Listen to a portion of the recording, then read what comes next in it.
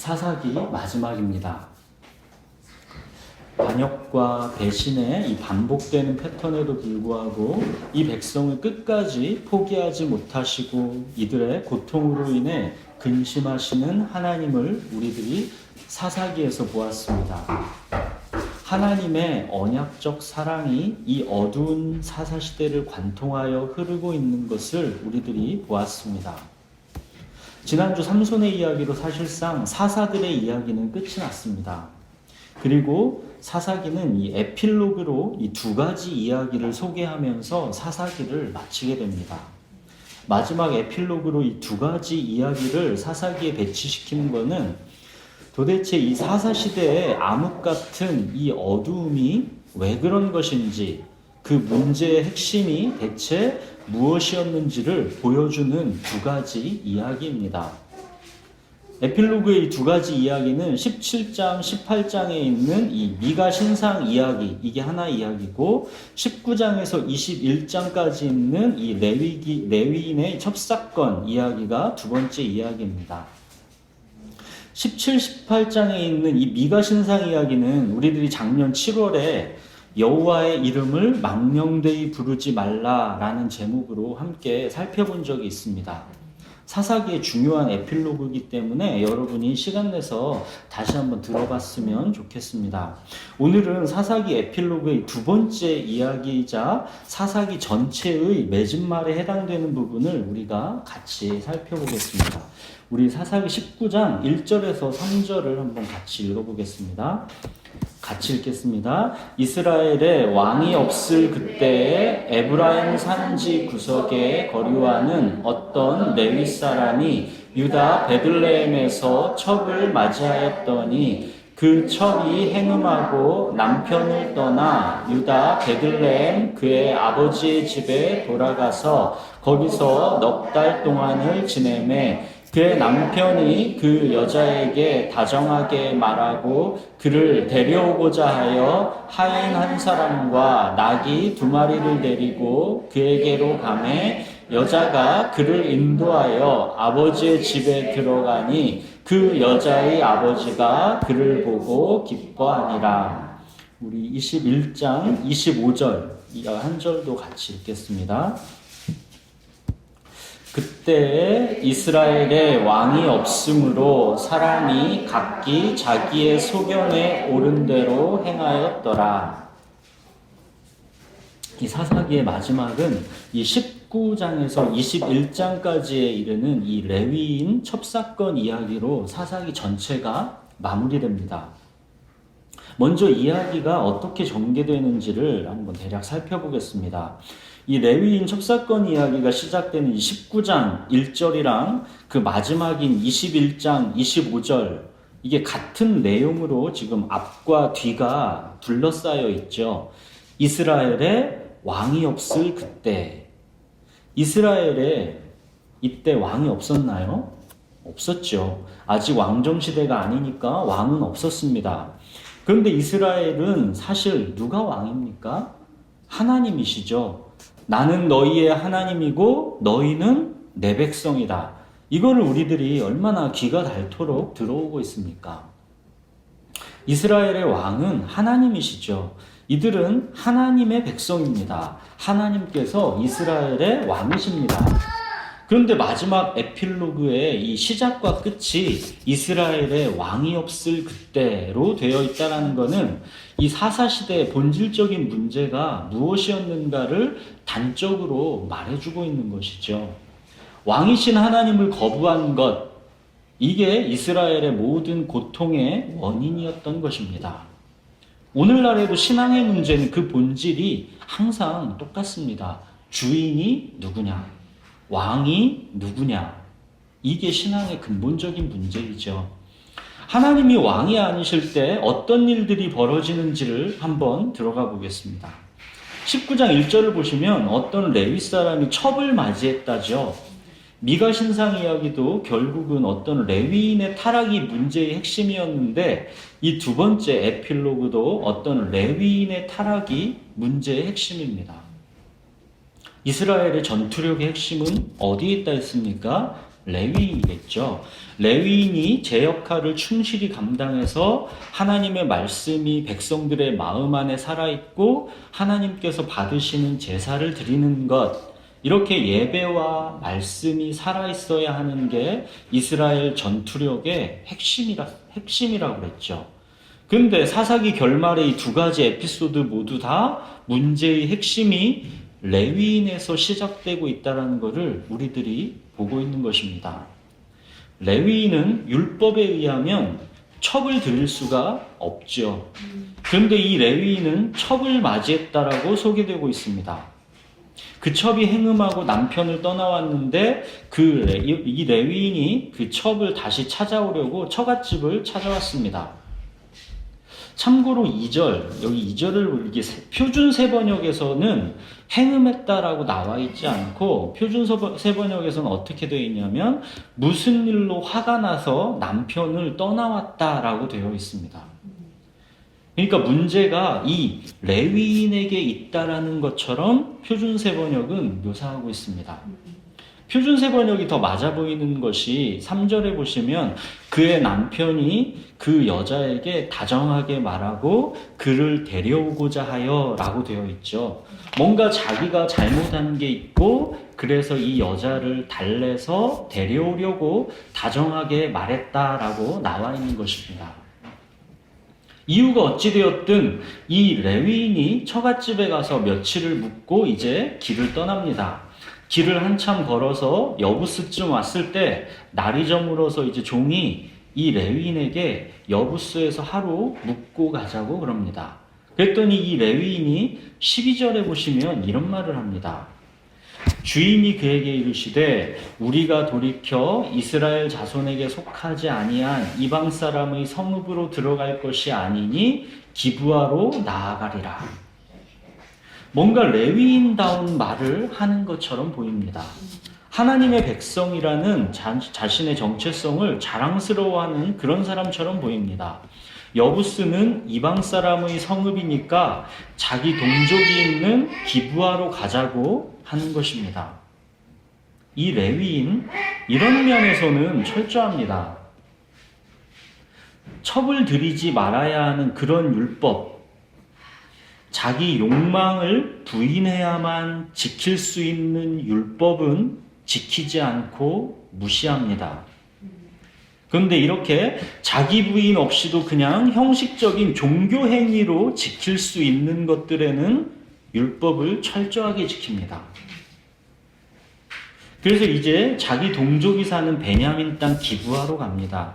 그런데 자기 동족들이 사는 기브아로 왔는데 15절에 보시면 그를 집으로 영접해서 유숙하게 하는 자가 없다라고 나와 있죠. 율법에 의하면 나그네를 절대 이렇게 두면 안 되게 되어 있는데 하나님의 율법이 전혀 지켜지고 있지를 않은 것입니다. 그런데 어떤 한 노인이 다행히 이 레위인을 영접합니다. 이 노인은 베냐민 자손은 아닙니다. 기브아에서 그냥 나그네처럼 머무는 사람입니다. 그런데 이제 한밤에 이렇게 묵는데 정말 끔찍한 일이 벌어집니다. 기브아 성읍 베냐민 족속 불량배들이 이 노인 집을 쳐들어와서는 레위인을 내놓으라고 합니다. 남자가 남자를 관계하겠다라는 것이죠. 이거 어디선가 나왔던 장면이죠. 바로 소돔과 고모라에서 롯의 집에 쳐들어왔던 불량배들 이야기랑 똑같습니다. 소돔과 고모라에서 일어났던 이런 일들이 지금 하나님의 백성인 베냐민 족속들 안에서 똑같이 벌어지고 있는 것입니다.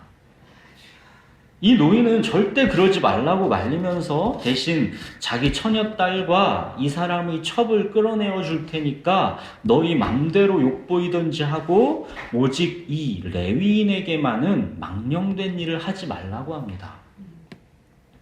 그런데 이 베냐민 불량배들이 듣지 않고 막무가내죠. 그랬더니 이 레위인이 자기 첩을 붙잡아서 밖으로 끌어내서 그들에게 내어줍니다. 아까 3절에서는 이 여자를 달래서 데려오려고 다정하게 말했던 그가 지금은 자기가 불량배들에게 위험에 처하게 되니까 자기 첩을 붙잡아서 밖으로 끌어내서 내줍니다. 불량배들이 이 여자를 달라고 했습니까? 아니죠. 자기를 요구했습니다. 그런데 이 레위인은 자기가 욕보이게 되는 것을 피하려고 자기 첩을 끌어내서 그들에게 줘버렸습니다.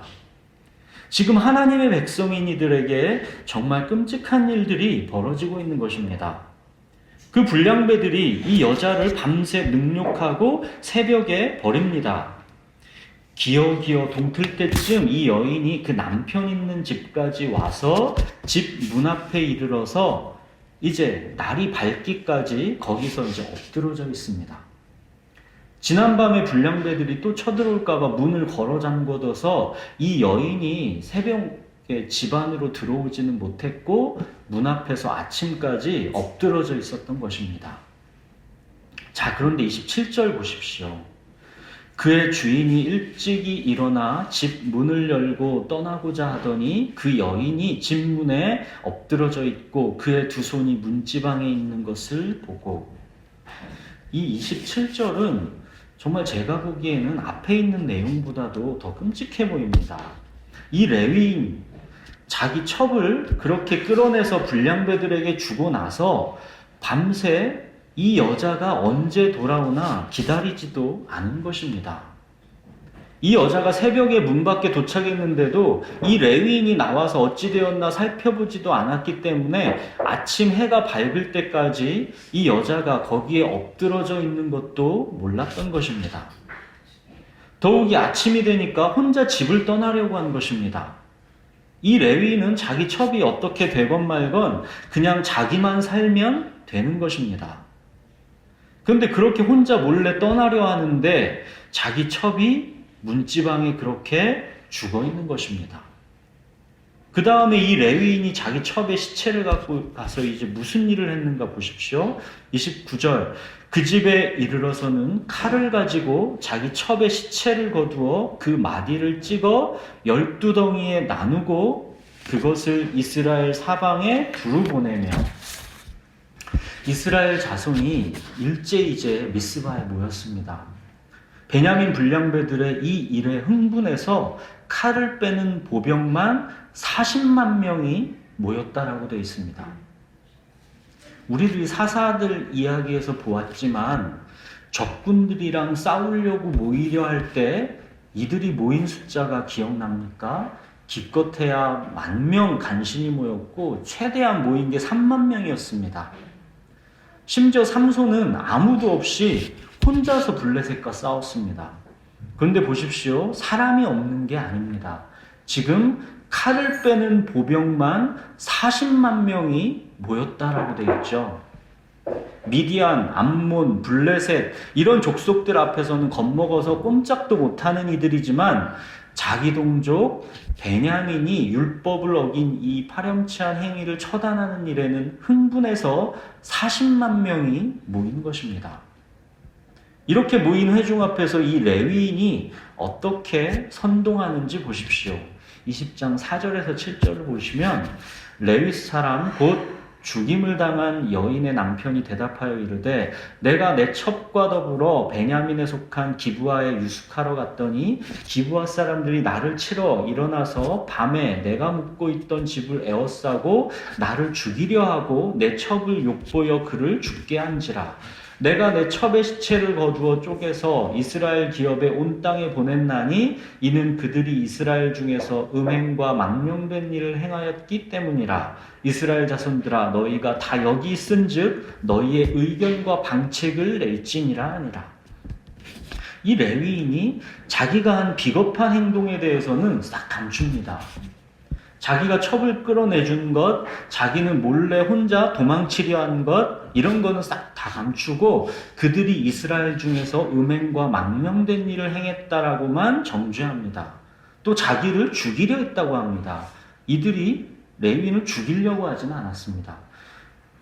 근데 과장하는 거죠. 이 레위인이 지금 자기 첩을 사랑했었기 때문에 이렇게 지금 분노하고 있는 것입니까? 아니면 이스라엘에서 하나님의 율법이 강력히 서지 못하는 것에 대해서 거룩한 분노를 이 레위인이 지금 하고 있는 것입니까? 전혀 아닙니다. 이 레위인은 자기 욕보이기 싫어서 자기 첩을 강제로 밖으로 끌어내준 사람이고 자기 첩이 죽거나 말거나 도망쳐 나오려 했던 그런 사람입니다. 이 레위인은 자기 첩이 능욕을 당하고 죽은 것에 분노하고 있는 게 아닙니다. 하나님의 율법이 거룩하게 서지 못하는 거에 분노하고 있는 게 아닙니다. 레위인 지도자인 자기를 모욕하고 함부로 짓밟은 베냐민 족속에게 복수하려는 것입니다. 감히 레위인인 나에게 이런 모욕을 주다니 어디 두고 봐라. 내가 싹 다 잡아 죽일 것이다. 이런 복수심이 부글부글 속에서 끓고 있는 것입니다. 그리고 자기의 끔찍한 비겁함, 비열함을 스스로 직면하게 한 그들이 너무 죽이고 싶도록 분한 것이고 잔인하게 몇 배로 갚아줘야겠다라는 복수심이 타오르고 있는 것입니다. 그런데 개인적인 복수심을 보이면 이스라엘 전체를 선동할 수 없으니까 절제하면서 은근히 하나님의 거룩하심을 들먹이면서 이들을 선동하고 있는 것입니다. 이 선동에 온 이스라엘 회중이 들고 일어납니다. 이 베냐민 족속을 처단하겠다고 들끓고 일어납니다. 정말 싸워야 하는 가나안 족속과는 비겁하게 미적미적하면서도 자기 동족을 율법을 어겼다는 일로 처단하는 일에는 이렇게 들끓고 일어나고 있는 것입니다. 기브아에 쳐들어가서 그 불량배들 넘기라고 합니다. 그들만 죽여서 이스라엘 중에서 제거해서 이 일을 끝내자라고 합니다. 그런데 베냐민 족속들은 자기 불량배들을 또 감쌉니다. 내주지 않고 전쟁을 선택합니다. 이로 인해서 이제 동족 산잔의 비극이 발생합니다. 베냐민 몇 명 안 되는 군사로 지금 나머지 이스라엘 전체 이 40만 군사와 결사항전을 벌이겠다라는 것입니다. 이런 전투력과 각오로 가나안 족속과 싸우면 얼마나 좋았습니까? 진짜 싸워야 할 대상과는 미적미적 메뚜기처럼 움츠러들면서도 그런데 희한하게도 자기 동족과의 싸움에는 이렇게 죽일 듯이 달려듭니다. 이미 이들은 싸우려고 마음의 결정은 다 해놓은 그런 상태인 듯한데 그래도 18절에 보시면 하나님께 묻는 장면이 나옵니다. 이스라엘 자손이 일어나 베델에 올라가서 하나님께 여쭈어 이르되 우리 중에 누가 먼저 올라가서 베냐민 자손과 싸우리까 하니 여호와께서 말씀하시되 유다가 먼저 갈지니라 하시니라.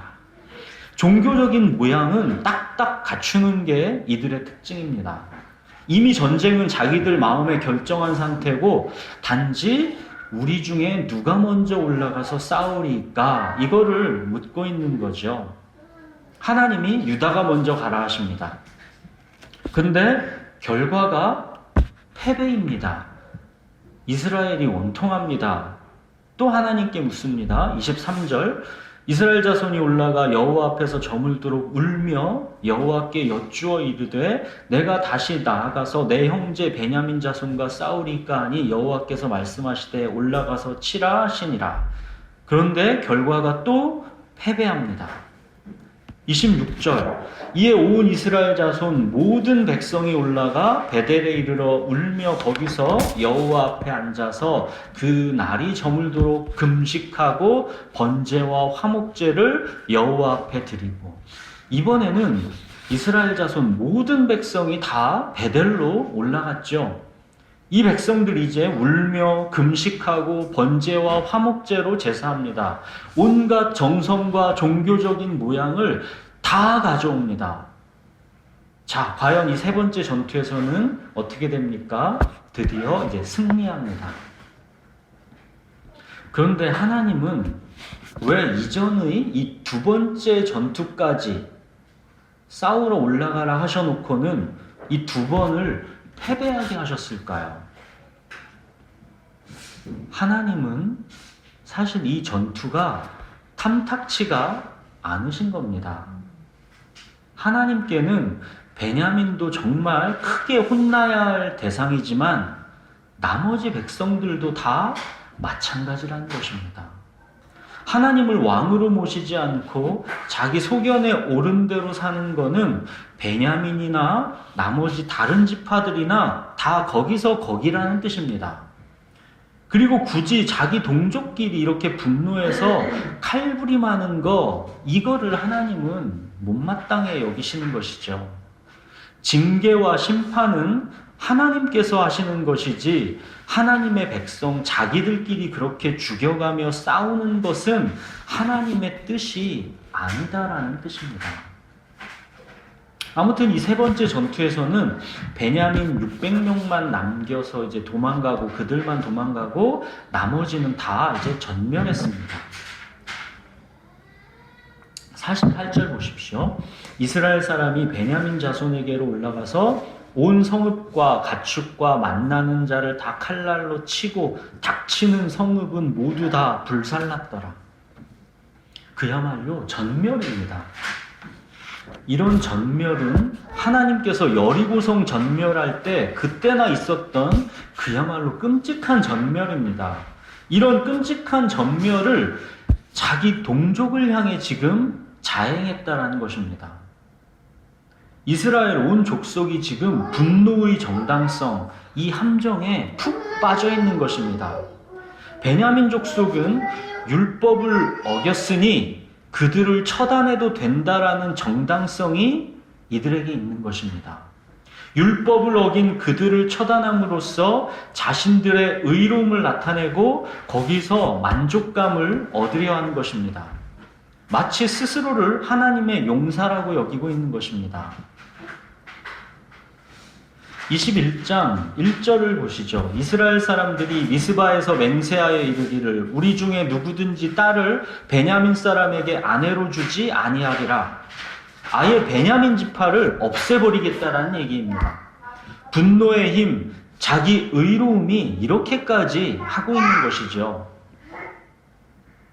이렇게 미쳐 돌아간 그들이 그런데 갑자기 이제 정신이 듭니다. 보니까 이스라엘 중에 한 지파가 없어지게 생겼습니다.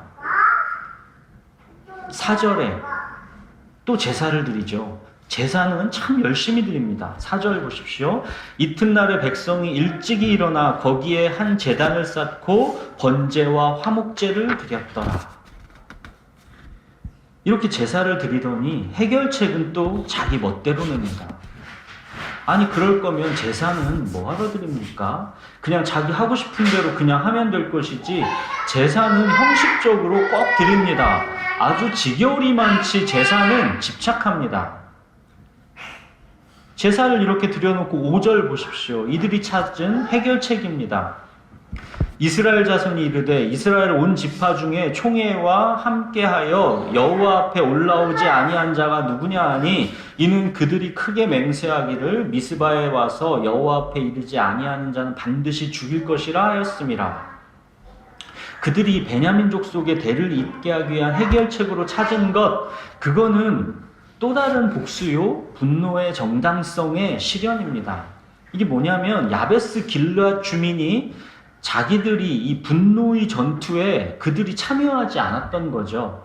그래서 이들이 무슨 일을 벌이나 보십시오. 10절, 12절까지 보시면 회중이 큰 용사 12,000명을 그리로 보내며 그들에게 명령하여 이르되 가서 야베스 길르앗 주민과 부녀와 어린아이를 칼날로 치라. 너희가 행할 일은 모든 남자 및 남자와 잔 여자를 진멸하여 바칠 것이니라 하였더라. 그들이 야베스 길르앗 주민 중에서 젊은 처녀 400명을 얻었으니 이는 아직 남자와 동침한 일이 없어 남자를 알지 못하는 자라. 그들을 실로 진영으로 데려오니 이곳은 가나안 땅이더라. 자기들의 이 분노의 전투에 참여하지 않은 야베스 길르앗 주민과 부녀와 심지어 어린아이까지 다 죽입니다. 그 중에서 처녀 400명을 남겨서 이들을 베냐민 남아있는 이 600명에게 줍니다. 무슨 여자들이 물건도 아니고 이런 식으로 지금 이스라엘이 자행하고 있는 것입니다. 그래도 200명의 처녀가 아직도 부족하죠. 나머지 200명은 실로의 여자들이 여호와의 명절 때 춤추러 나올 텐데 그때 납치하라고 합니다. 여호와의 명절 때 한쪽에서는 처녀 납치가 자행되고 있는 것입니다. 이게 다른 이방 민족의 이야서가 아니라 지금 이스라엘 하나님의 백성 안에서 벌어지고 있는 일들입니다. 아내를 베냐민 자손들에게 주지 않기로 하나님께 맹세했으니까 결혼시키는 거는 하나님께 죄라는 거죠. 맹세를 어기는 것이니까 그거는 할 수 없고 대신 이렇게 납치하는 방법을 쓰게 하는 것입니다. 이거는 우리가 자의로 준 게 아니니까 죄가 없을 것이랍니다. 아무튼 이렇게 해서 간신히 베냐민 족속은 끊어지지 않고 대를 이어가게 되었습니다. 이렇게 씁쓸한 결말을 보여주고 맨 마지막 절 이제 25절 그때 이스라엘의 왕이 없으므로 사람이 각기 소견에 자기 소견에 오른 대로 행하였더라. 이것이 사사기의 결말입니다. 어느 한 레위인 능욕하려다가 이스라엘 온 족속에게 지금 이런 끔찍한 일들이 벌어졌습니다. 죽은 사람들만 몇만 명이고 강제로 납치되고 겁탈당한 여자만 도대체 몇 명입니까? 정말 어처구니 없는 비극입니다. 이 마지막 결말 이야기에서 우리들은 사사기 이 시대를 특징 짓는 무엇을 보게 됩니까? 한마디로 말하면 종교만 있고 신앙은 없는 그런 시대라는 걸 우리가 보는 것입니다. 형식적인 제사만 있고 말씀은 없는 그런 시대입니다. 나름대로 율법을 지키는 장면들도 있고 하나님을 부르는 장면들도 있고 번제와 화목제를 드리는 장면들도 있습니다. 자기의 복수심에 하나님을 끌어들입니다. 자기들 멋대로 하는 분노의 전쟁에 하나님을 끌어들입니다. 온갖 제사와 금식은 꼭 챙깁니다. 율법 어긴 자들을 처단하는 하나님의 이 거룩한 전쟁이라고 스스로 만족합니다. 하나님의 이름이 여기저기서 불려집니다. 그들의 삶이 구석구석에서 종교적인 형식이 다 갖춰져 있습니다. 그런데 정작 중요한 신앙이 없습니다. 더 이상 하나님이 이들의 왕이 아니십니다. 왕이신 하나님의 말씀에 의해 통치받는 게 아니라 형식적인 제사만 챙겨놓고 나머지는 다 자기 소견에 옳고 편한 대로 살아가는 그런 시대입니다. 이스라엘의 왕이 없으므로 자기 소견에 옳은 대로 행하였더라. 딱 이 시대가 이렇습니다. 첩을 둘 수 없다거나 목숨 걸고 아내를 지키고 사랑해야 하는 것이라거나 형제를 용서해 주는 것이라거나 이런 것에 있어서는 율법이 전혀 지켜지고 있지 않습니다. 이런 율법들은 자기 욕망을 채우고 자기가 편안하고 안전하게 살고자 하는 그런 바로 자기를 부인해야만 이게 지켜지는 율법들입니다. 자기를 부인하고 하나님께 복종함으로써 지켜져야 하는 이 율법의 진정한 정신은 완전히 무시되고 있습니다. 다만 종교적인 형식 이런 것만 율법이 지켜집니다. 이방인 지역에서 숙박하면 안 되는 것, 번제와 화목제, 금식 이런 것만 필요에 따라 형식적으로 지켜집니다. 그리고 누군가 율법을 어기면 그거에 대해서는 집단적으로 가혹하게 대응합니다. 그게 자기들이 율법을 사랑하는 증거다라고 여기는 것입니다. 종교를 자기 이익에 맞게 이용할 뿐이지 진심으로 하나님을 섬기지는 않습니다. 율법의 심장 쉐마가 이 백성들에게서 실종되었습니다. 이스라엘아 들으라, 우리 하나님 여호와는 오직 유일한 여호와이시니 너는 마음을 다하고 뜻을 다하고 힘을 다하여 내 하나님 여호와를 사랑하라. 이것이 바로 율법의 심장 쉐마지요. 그런데 이 백성에게 이 율법의 심장 쉐마는 완전히 실종된 상태입니다. 하나님의 말씀을 듣지 않는 것입니다. 하나님과의 관계는 없고 삶은 엉망진창이면서 종교적인 껍데기만 남아있는 것입니다. 또 베냐민 기브아 성읍의 모습을 보십시오. 소돔과 고모라가 그대로 똑같이 재현되고 있죠. 과연 그 소돔과 고모라보다 하나님의 백성 베냐민 기브아가 과연 낫다라고 말할 수 있느냐는 것입니다.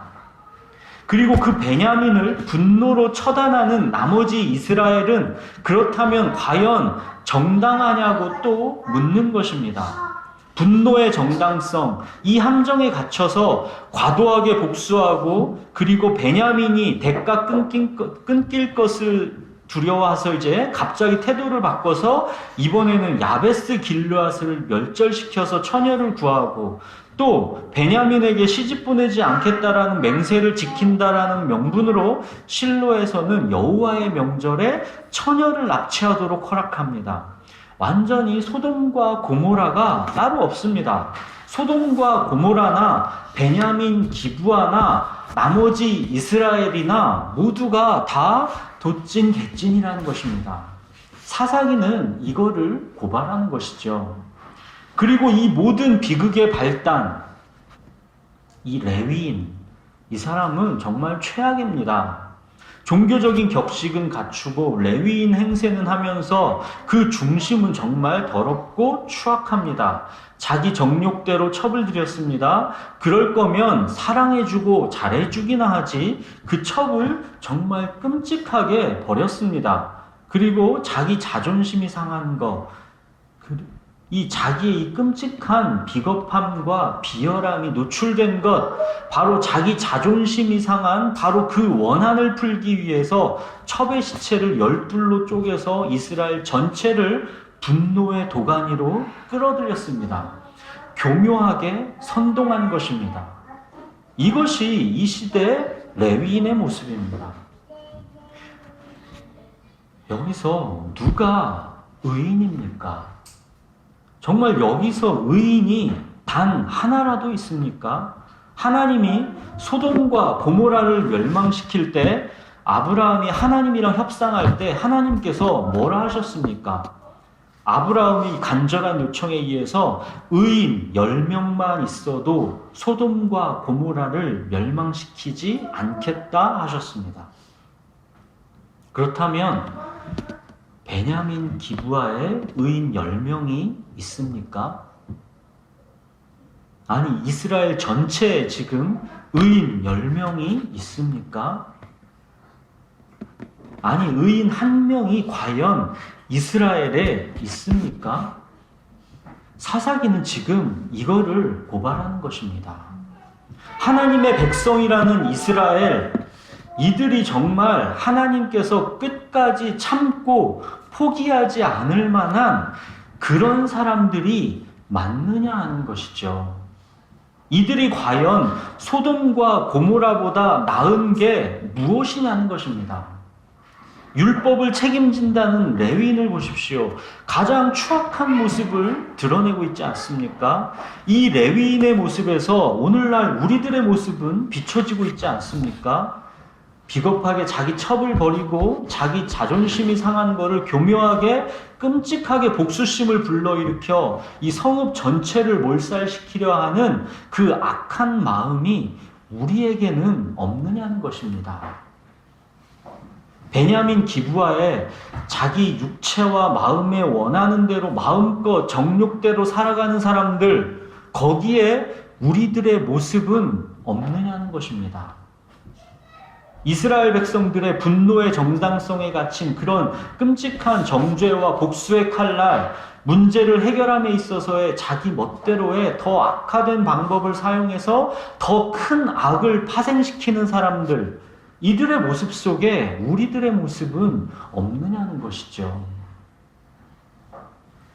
하나님의 백성이라 하는 이 이스라엘 족속 안에 의인은 없나니 하나도 없다라는 것을 사사기는 고발하고 있는 것입니다.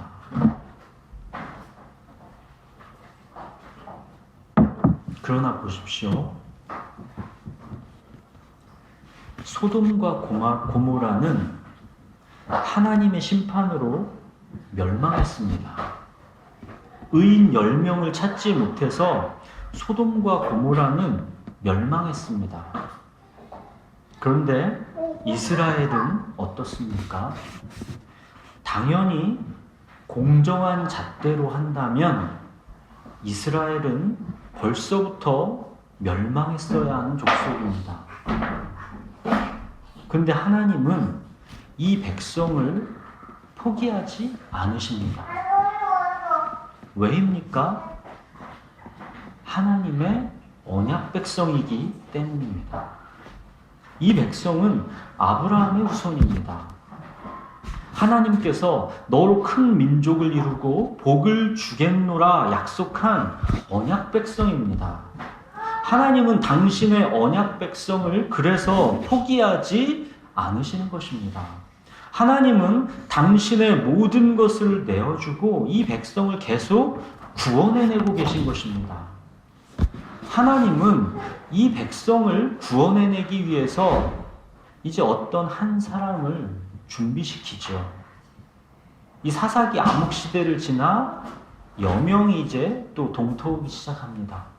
이 사사기 암흑 시대를 뚫고 새 길을 열어내실 하나님의 작전이 곧 나오죠. 하나님이 누구를 준비시킵니까? 이스라엘의 왕이 없어서 자기 소견에 오른 대로 행하는 이들을 위해서 한 왕을 준비시키죠. 누구입니까? 다윗입니다. 사사기 다음이 룻기죠. 룻기는 그래서 다윗 왕을 준비시키는 하나님의 은밀한 작전이 소개되고 있는 이야기가 룻기 이야기죠. 사랑하는 여러분, 우리들은 이렇게 사사기를 오늘 마무리합니다. 소돔과 고모라와 전혀 다를 게 없는 이스라엘. 우리는 사사기에서 이것을 보았습니다. 그런데 이들은 소돔과 고모라와 같이 멸망으로 사라지지 않았습니다. 이들에게 어떤 사랑받을 만한 그 무엇이 정말 조금이라도 있어서가 아니라, 의인이 단 하나라도 있어서가 아니라, 이 백성이 멸망하지 않는 이유는 단 하나입니다. 하나님의 언약적 사랑, 헤세드. 오직 하나님의 이 언약적 사랑 때문입니다. 아브라함에게 약속하셨던 바로 그 언약, 하나님은 끝까지 그 언약을 신실하게 지켜가고 계신 것입니다. 로마서 9장 29절에 보시면, 또한 이사야가 미리 말한 바 만일 만군의 주께서 우리에게 씨를 남겨두지 아니하셨더라면 우리가 소돔과 같이 되고 고모라와 같았으리로다. 주께서 우리에게 씨를 남겨두지 않았다면 우리는 소돔과 같이 됐을 거고 고모라와 같이 멸망받고 심판받아 사라졌을 것이라는 뜻입니다. 이 백성은 당연히 소돔과 같이 고모라와 같이 멸망하는 게 당연한 것인데, 하나님께서 아브라함과 언약하신 그 언약적 사랑 헤세드에 의해서 이 백성을 멸망시키지 않고 남은 자들을 계속 남겨두셔서 마침내는 다윗 왕을 보내시고, 최종적으로는 이 다윗 왕의 후손으로 하나님의 독생자 예수 그리스도를 구원자로 이 땅에 오시게 하셨다라는 것입니다. 이 백성은 하나님의 백성입니다. 내 백성이 나를 떠나 돌아섰지만 내 사랑이 내 백성을 포기 못하니 내 모든 것 내어주고 나 그들을 얻으리라. 이것이 하나님의 언약적 사랑입니다. 우리들이 계속 보아온 것처럼 이 백성은 하나님과의 언약에 대해서 전혀 신실하지 않았지만 하나님은 끝까지 그 언약을 지키시고 그 언약의 완수를 위해서 하나님의 모든 것을 내어주셨습니다. 하나님께서 내어주신 모든 것, 그게 무엇입니까? 독생자 예수 그리스도를 십자가에 내어주신 것입니다. 오늘 살펴본 사사기 결말을 보십시오. 이 끔찍한 죄의 결과들이 그 어떤 것으로 온전히 값이 지불되어 회복될 수 있겠습니까?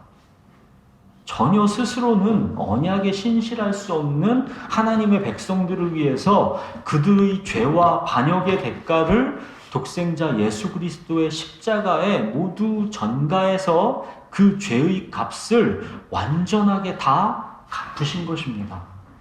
이게 완전하게 다 갚아진 것이기에 예수님은 십자가에서 다 이루었다 하신 것입니다. 이게 복음입니다. 바로 이 복음이신 하나님의 독생자 예수 그리스도, 구약은 바로 이 예수님을 향해 달려가는 이야기입니다. 예수님을 기다리는 이야기입니다. 그래서 우리는 사사시대의 이 암흑 같은 터널을 지나면서도 그 다음의 이야기를 소망하면서 예수님을 향해 구약의 이야기를 더 진행시켜 갈 수가 있는 것입니다. 사랑하는 여러분, 사사시대는 여호와의 이름이 망령되이 불려지는 시대였습니다. 신앙은 없고 종교만 있는 시대였습니다. 여기저기서 여호와의 이름이 불려지고 제사가 드려지고 율법이 형식적으로 지켜지고는 있는데 그 모든 것이 그냥 망령될 뿐인 그런 시대였습니다. 율법의 심장 쉐마가 실종된 그런 시대였습니다. 하나님을 마음과 뜻과 힘을 다해 사랑해야 하는 그 율법의 심장 쉐마, 이게 완전히 실종된 그런 시대였습니다. 그런데 사사시대를 계속 우리들이 살펴보았지만, 자, 지금의 우리 시대랑 다른가요? 크게 다르지 않다라는 것을 알 수 있을 것입니다. 사랑하는 여러분, 우리는 하나님의 독생자 예수 그리스도의 피로 거룩하게 된 하나님의 백성입니다. 그렇다면 이제 우리의 삶은 이 사사시대와 같은 이 시대를 살아가면서 정말 어떠해야 하겠습니까? 여호와의 이름이 망령되이 불려지면 정말 안 되겠습니다. 예배의 형식만 있고 마음의 중심이 하나님에게서 떠나 그저 그냥 하나님을 나를 위하여 나를 인도할 신으로 마치 나의 행복의 도구 정도로 이용하는 그러한 종교적인 모습은 안 되겠습니다. 사사시대의 어둠은 중심으로 드려지는 예배와 말씀이 실종되었기 때문입니다. 신앙은 없고 종교만 남아있었기 때문입니다. 이게 사사시대의 원인입니다. 사랑하는 여러분, 이번 주일이 우리 따라가는 교회 1주년이죠. 하나님께서 하나님의 주권과 섭리 가운데 우리를 불러내어 따라가는 교회라는 이름으로 주님을 따르도록 인도하신 것, 여기에 하나님의 뜻은 무엇이겠습니까? 신앙은 없고 종교만 가득한 이 시대에 하나님을 나를 위하여 나를 인도할 신으로 그저 내 행복의 도구로 다루는 종교만 있는 이 시대에 율법의 심장 쉐마가 실종되고 하나님을 달래기 위한 정도의 최소한의 종교적인 예의만 갖춰서 구원을 보험처럼 획득할 수 있다라고 여기는 이 시대에 여호와의 이름이 망령되이 일컬어지고 있는 이 시대에 하나님은 예배와 말씀이 살아있는 그래서 하나님과 깊고 풍성한 사귐이 있는, 그래서 하나님의 마음을 그나마 조금이라도 시원하게 해드릴 수 있는 그런 교회를 기대하고 우리를 불러내셨다라고 저는 믿습니다. 우리의 인격과 품성으로 보면 우리라고 뭐가 그리 다를 수 있겠습니까? 자기 사랑과 자기 연민, 지독한 자기 정당성, 우리라고 뭐가 다르겠습니까? 우리도 매번 실패하고 넘어지고 연약해서 허덕거릴지 모릅니다. 그러나 이것만은 확고하고 분명해야 합니다. 예수 그리스도의 십자가의 구속, 바로 복음입니다. 하나님의 언약적 사랑이 흘러 결국 마침내 하나님의 독생자 예수 그리스도를 십자가에 내어주셨습니다. 우리라고 사사시대 이스라엘과 뭐 그리 다르겠습니까? 그러나 우리를 그들과 달리 새롭게 변화시킬 수 있는 것은 바로 예수 그리스도의 십자가 구속, 바로 복음입니다. 예수님께서는 십자가에서 다 이루었다 하셨습니다. 우리 교회는 다른 무엇보다도 예수님께서 다 이루었다 하신 그 말씀이 진정 무엇을 의미하는지를 날마다 조금씩 더 알아가고 누려가는 그런 교회이기를 소망합니다. 이미 예수님께서 십자가에서 모든 일을 다 이루셨고 앞으로의 모든 일도 하나님의 주권과 섭리 속에서 하나님께서 행동하실 것입니다. 우리 교회는 사사시대와 같이 종교만 있고 신앙은 없는 이 시대 속에서 새 일을 행하시기 위해서 예수님께서 물이 새지 않도록 엽청과 나무 진을 발라서 강물에 띄워보낸 작은 갈대상자입니다. 정처 없이 강물에 흔들흔들 그렇게 그 작은 갈대상자가 1년을 지내왔습니다. 우리의 삶의 참 주인도 하나님이시고 우리 교회의 참 주인도 하나님이십니다. 하나님께서 지키실 것이고 하나님께서 사용하실 것입니다. 우리의 참 주인이신 하나님께서 인도하실 것입니다.